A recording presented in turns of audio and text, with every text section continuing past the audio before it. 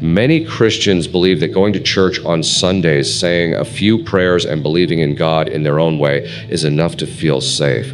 But today I will share with you one of the most shocking near-death experiences ever recorded, a true testimony, one of the most well-known in the world that has brought millions to tears, a vision that has shaken even theologians, pastors, and end-time scholars, because what was seen wasn't heaven, it was hell.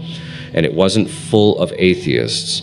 It wasn't full of witches. It was full of Christians who knew the scriptures, who always went to church and prayed, but had made a subtle mistake, one that over time had become almost normal, accepted, even justified.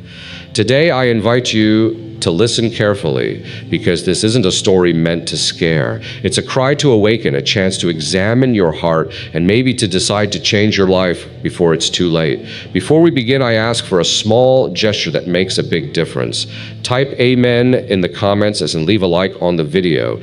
This helps us bring testimonies like this to more hearts every day and to walk together as Christians who truly follow the word of the Lord.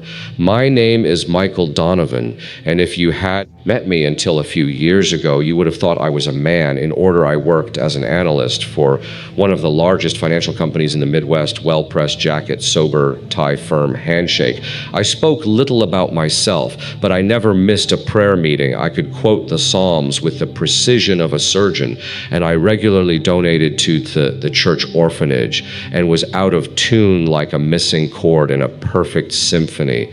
It wasn't the first time God had shaken me. There had been another moment, I still remember it as if it were yesterday, even though even though almost 20 years had passed. I was 19 and fighting a raging fever to the point that my body trembled as if in an earthquake. That night, while my mother bathed my forehead with a damp towel, I saw something. Not with my eyes, but with my spirit. I was above a city I didn't recognize, suspended in midair, and everything was gray. There was no sun or stars, only fog. Then two enormous towers emerged from the mist, and within seconds collapsed one after the other, as if an invisible giant had struck them in the heart. Invisible giant had struck them in the chowdit.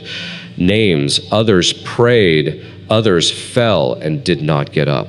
A wind full of dust hit my face, and then darkness. I woke up trembling. I told everything to the pastor of my church, who replied with an embarrassed grimace, "Michael, it must have been the fever." Leave these 10 days later, I saw the same scene on the news, September 11th, 2001, New York, the Twin Towers. My mother screamed in front of the screen the exact scenario I had seen, down to the detail of the smoke that enveloped everything like a blanket of death. But I also didn't become the man I should have been. Instead, I took myself off in silence. I continued to live well, to work hard, to be a good Christian. But I stopped listening to that inner voice, slowly extinguishing it as one suffocates a candle with their fingers. I convinced myself that it was enough to pray, participate, appear, until that day, January 15th, 2019. I had just finished a tense meeting. My boss had accused me of making a mistake in a projection on the bond market. It wasn't true, but instead of defending myself, I remained silent. I swallowed the anger like poison. That evening, I had to go to the pharmacy. My blood pressure had dropped in recent days. Nothing serious, they said. Work stress, nothing more. I entered the store with a weight on my chest that I couldn't explain. The fluorescent lights seemed like pins in my eyes. Every word of the people around me was white noise. Then the emptiness, my legs giving way, a distant voice. He's collapsing. A hand that vainly seeks a shelf, then blackness, but not the blackness of sleep. It was a blackness that had substance density, a silence that screamed, and there I understood I was dying. There was no panic. There was awareness I was still me, but without a body. As if I were made only of thought, memory, and truth, I no longer had anything to hide behind. Neither titles, nor careers, nor memorized verses, only my soul and a call that rang again loud like the one in 2001. Only this time, there was no time to ignore it. I can't say how long I remained suspended in that darkness. It wasn't an absence, as if the night had eyes and memory, as if it knew me better than I knew myself. There was no sound yet. The silence buzzed like a submerged drum. I had no body, yet I perceived everything. My breath was gone, but my consciousness had ignited as never before. Then something changed. Not a voice, a wordless whisper like wind caressing the mind, and the darkness began to break, not suddenly, but slowly like a cracking glass. A crack of light opened before me, and I was drawn in. I found myself in a place that no language can accurately describe. It looked like a garden, yes, but not like the ones cultivated on earth. It was a garden broken, soulless. The trees were twisted as if they had suffered too much. The branches bent towards the ground like hands in eternal prayer. The ground beneath my feet was dry but not dead. It breathed, and it breathed pain. I walked barefoot but felt no pain, only regret, not mine, of others, of millions. It was as if every grain of soil told unsaid stories, unmade choices, unheard prayers.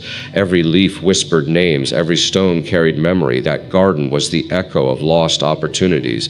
In the center, I saw a fountain, but instead of water, sand, fine golden sand falling from an invisible hole and disappearing into nothingness. Each grain seemed like a second, a possibility. Each falling second said, "Too late." I approached. When I placed my hand on the edge of the basin, a wave of images overwhelmed me. Not symbolic visions, real scenes, memories, not mine, of others. A woman knelt, was full of hatred for her sister-in-law. A pastor shook the hand of a newly baptized man. A pastor shook the hand of a newly baptized man. But in his heart, he was thinking about to grow his ministerial image. A young man read the scriptures every morning, but he did it to feel superior to his friends who had stopped going to church, all religious, none redeemed. And then I heard the voice, not as sound as identity. It was Jesus. There was no doubt. He doesn't present himself with titles or miracles. He makes himself known by what emanates from him, truth, that tears love, that burns justice, that embraces Michael. He said, I turned around. I didn't see him, but I felt him all around me, as if the very air had taken his form. Before showing you what awaits you, you had to see this place. This is the garden where the seeds that never sprouted mature. It's the point where intentions not transformed into obedience wither. What place is this? Lord, I asked, not with my lips, but with my heart. It is the anteroom. Here arrive the hearts that have known my voice, but have silenced it. Here are gathered the promises, never kept the prayers set out of fear, the conversions that have never given birth to humility. Every word was like a sword that pierced my justifications. And within me something broke, because for the first time I saw, who are these, I asked. Those who called me Lord, but never let me reign. The roots of the trees moved slightly, as if trembling under the weight of a revelation, and I understood that this garden was not hell, but neither was it heaven. It was the truth before judgment. The moment when the soul is forced to see itself without filters, then the light opened and the garden vanished like mist in the sun. I felt a force dragging me, and the vision changed, but not my conscience.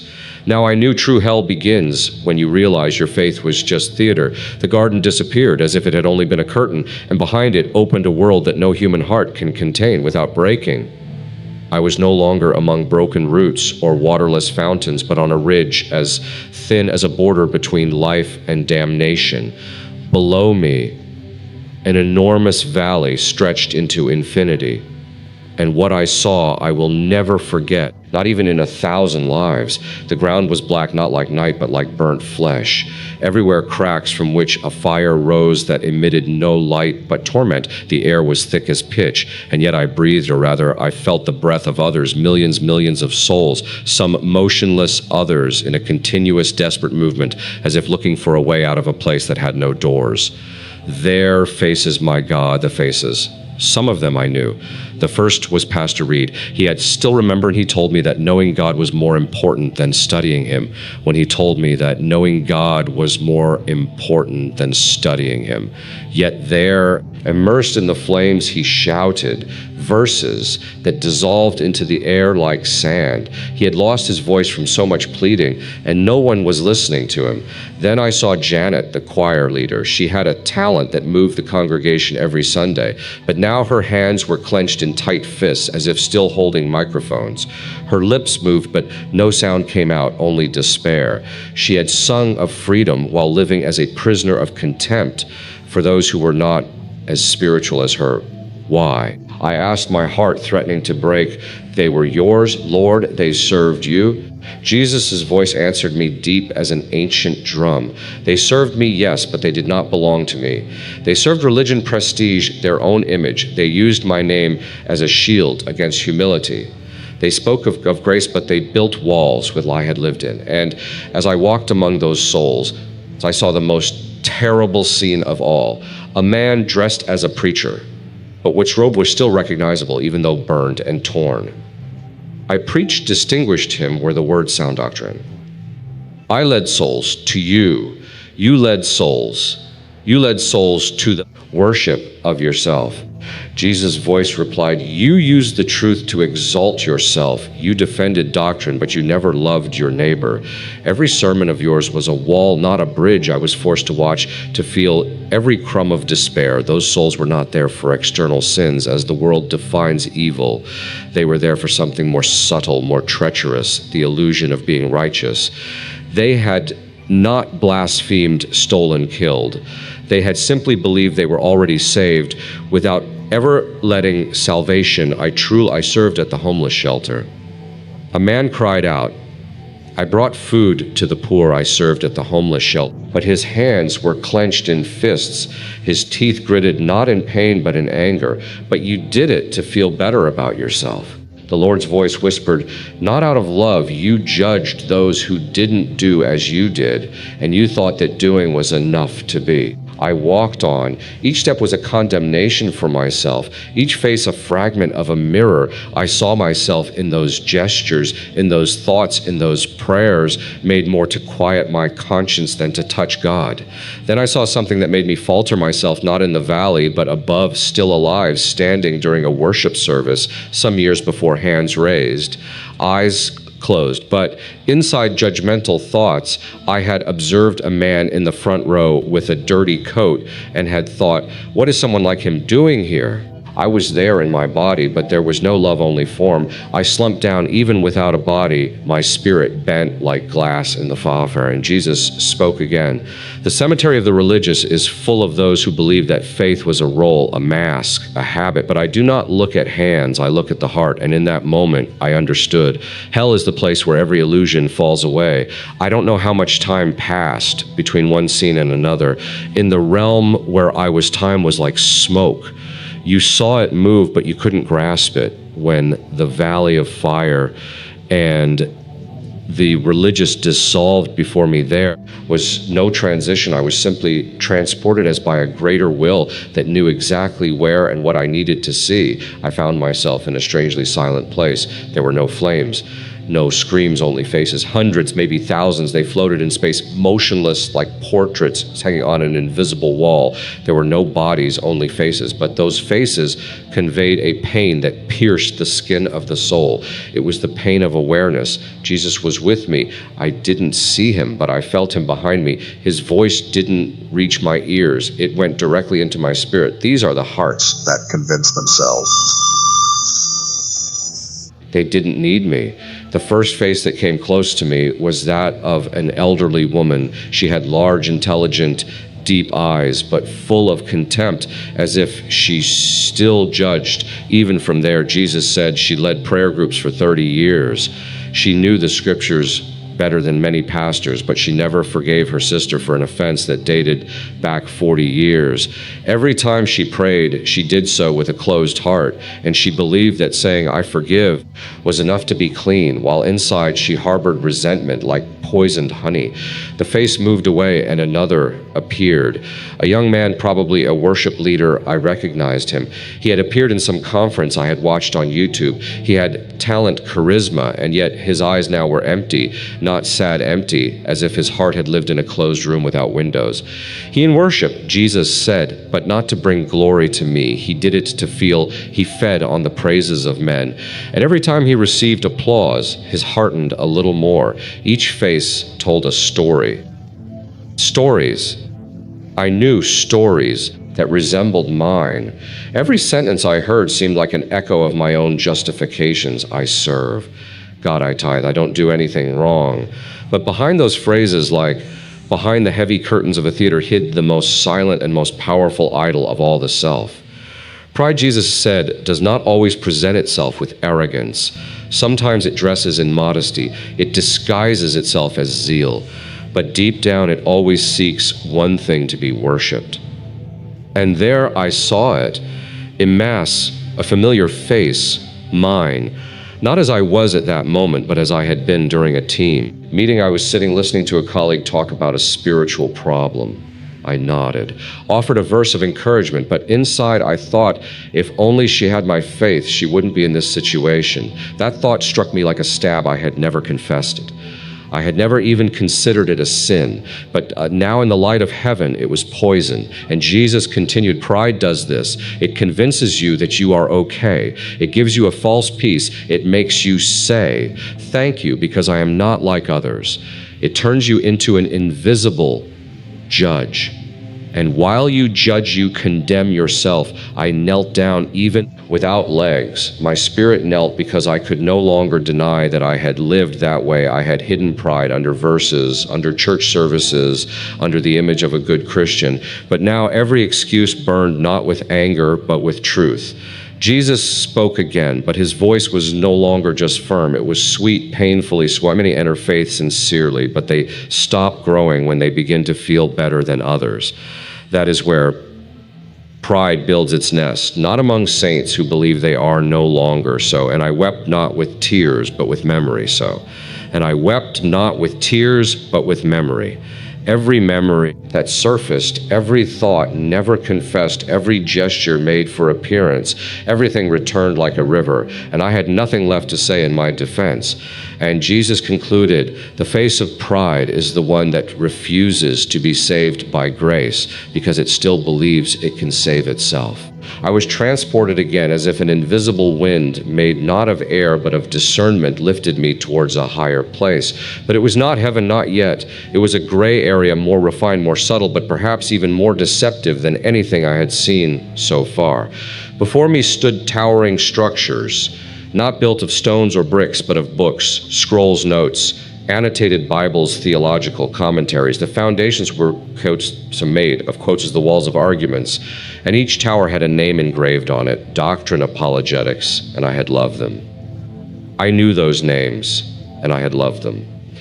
I approached the largest one, the Tower of Truth. A staircase of words spiraled up its side, famous phrases, sermon excerpts, conference notes, and next to the base, a man sat with his hands over his face. He wept not out of fear, but out of a pain that seemed ancient, consuming, without healing. I recognized him, Dr. Halverson.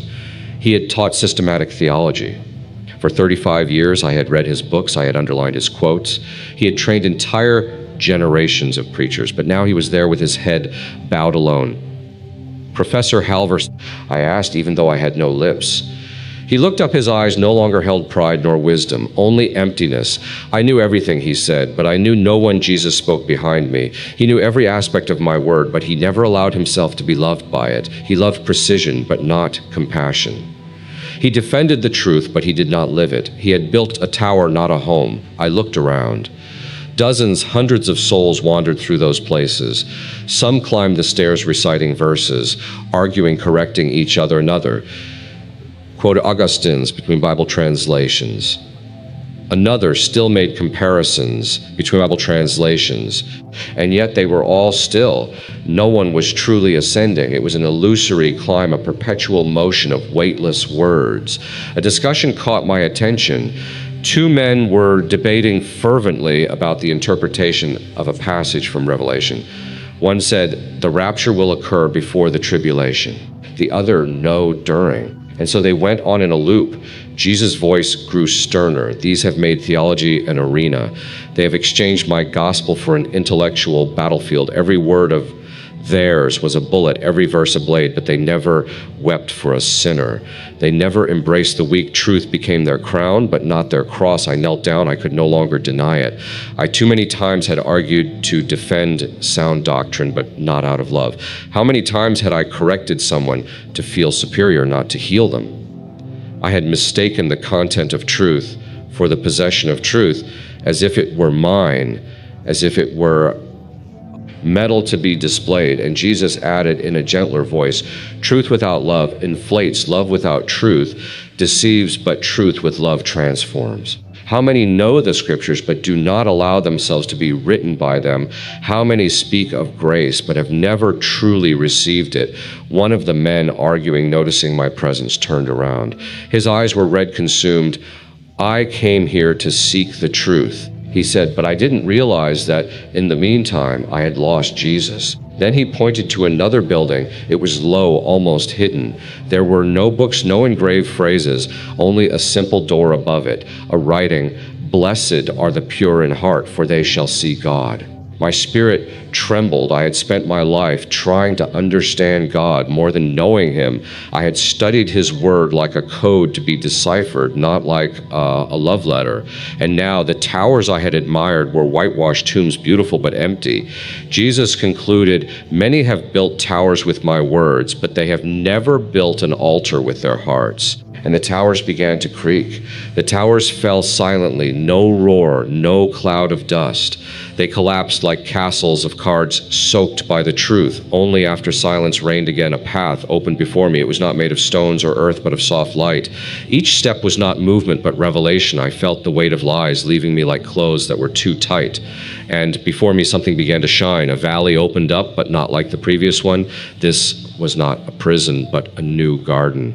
This was not a prison, but a new garden. Here the trees did not have twisted roots, but deep, strong, hidden ones. The leaves did not fall, but vibrated in the passing wind. And there in the heart of that place I saw them, the redeemed. They had no halos, no crowns. No one spoke loudly. No one showed off. They walked in simplicity. And yet every gesture, every glance, every smile was imbued with a glory that did not belong to them, but that passed through them like light, through pure glass. A woman folded a sheet on a rope. The gesture was so humble, but so full of peace that it seemed like a liturgical act. Jesus spoke to me. This woman washed clothes for the sick for 40 years without ever being noticed. Every gesture of hers was an offering. She sought no reward. She asked for no recognition, but heaven recorded every fold of her hands. An old man with a stick walked slowly through the garden. Every step seemed to guard a secret. He prayed for his community every night without anyone knowing. When he died, many thought his life had been useless, but his prayers saved lives he himself never knew. Then I saw a little boy. He couldn't have been more than 10 years old, but the light that surrounded him was more intense than all the collapsed towers put together. He died. Young Jesus said he was disabled, but in his silence, he loved more deeply than many preachers. His suffering was continuous worship. He never spoke, but he whispered love to me throughout his life. I walked on. I wept not with sadness, but with awareness. For the first time, I was seeing the true strength of mysteries, not toodles with thousands of followers, but the silent forgiveness of a widow, the caress given to an unnamed sick person, the renunciation made in the secret of a room. I saw a kneeling mother, her face worn by the years around her. Children played in peace. She raised 5 children in the faith, Jesus said. No one ever applauded her, but every night she wrestled in prayer, and today her children lead others to me. She never stood on a pulpit, but she raised generations. And then I saw something that tore me apart, a figure myself, but transformed. Not the one I had known with an elegant jacket and underlined Bible, but a humbler, lighter Michael. He walked among the redeemed, not with confidence, but with gratitude. His gaze did not seek approval, but carried love. His hands were empty, but ready to serve. That Michael no longer wanted to be seen. He wanted to see. Jesus spoke with deep tenderness. This is the version of you that you can become if you choose the narrow path. If every day you let of siding of and let me live. If you choose the way of hiding, of forgiveness, of inner truth, this version of you is not far off. It is possible. But it requires you to die 1,000 times, to pride, to vanity, to the fear of not being enough. I looked at him. No words were needed, only a yes. And I understood true salvation is not in knowing, in serving, in doing. It is in allowing oneself to be transformed, in saying, it is no longer I who live, but Christ who lives in me. I can't explain how it happened, but something began to call me back, not with a voice, with an attraction like the pull of water to its source. The garden moved away, but it did not vanish. It was as if it were being etched inside me. Every face seen, every word heard, every truth revealed did not fade away, but were planted in me like eternal seeds. Jesus looked at me. This time I saw him not as a distinct face, but as an embodied light. A gaze that held together both fire and forgiveness, no condemnation in his eyes. Only truth, only love, but a love that burns away masks, that is not satisfied with almost. Michael, he said, you have seen what many see only too late, but you have been granted to return, not because you deserve it, but so that others may hear, not to boast, but to warn. His words were not suggestions. They were fire written on the heart. Every hour Christians die convinced they are saved and wake up in the place of eternal separation, not for visible sins, but for unrecognized pride, untransformed religion, heartless prayers. I looked at him with all that I had. How can I live now? Knowing this, you will live as a lit lamp in the midst of sleep. Not everyone will listen to you. Some will mock you. But you have not been called to convince, only to tell, and whoever has ears to hear will understand. Then he showed me a scene, a hospital room. My body lying still, cold hands, closed eyes. Machines beeping faintly, a nurse checking the monitor. My sister, in a corner with the Bible on her lap, whispered, God, bring him back, please. It is time. Jesus said, but remember, Michael, this life no longer belongs to you. Do not live for the opinion of men. Do not live to prove yourself. Live for me. Announce what you have seen, and let my spirit continue what I have begun. With those words, everything dissolved, not like a dream ending, but like a curtain opening. I opened my eyes, neon light, human voices, smell of disinfectant, the rhythmic beep of a heart monitor, a spiritual presence that slowly retreated, but not completely. I was back. The doctors said I had been clinically dead for almost 3 minutes, but in those 3 minutes, I had lived an eternity. No one understood what had happened. Maybe a neurological reactions I needed, but I knew. And I didn't need explanations, I needed obedience. Since that day, my life has changed. Not in an aesthetic sense. I still work, I still talk to people, I still go to church. But everything is different. Before I prayed out of duty. Now I pray like someone who breathes underwater and finds an air bubble. Before I read the Bible like an expert. Now I read it trembling. Before I spoke about God. Now I listen to him. I no longer try to appear a certain way. I no longer want to be that good Christian. I want to be real. I want to be broken. I want to be transformed. And this is the message I leave you with. If you have come this far, do not trust your heart if it has not been broken and healed. Do not trust your religion if it has not produced humility. Do not trust your works if they do not spring from a love that has destroyed and rebuilt you. Jesus will not come for the best. He will come for the least, the humblest, those who've given up relying on themselves, those who tremble at his voice, those who strip themselves of all appearances. Every hour someone dies, every hour someone wakes up in eternity, and too often they realize they never truly knew him. Do not wait. Do not wait for a cardiac arrest. Do not wait. Do not wait for a cardiac arrest. Do not wait for a sign. Do not wait until it is too late. The kingdom of God is made of naked hearts, not clean hands, brothers. And sisters, if you've made it this far, it wasn't by chance. This testimony is a wake-up call. Right in the comments where you're watching from, I want to know who you are, where you're standing watch, and where the Lord has allowed you to hear this message. If this touched your heart, don't keep it to yourself. Share it now. Send it to your family groups, your friends, to anyone who's drifted away from God.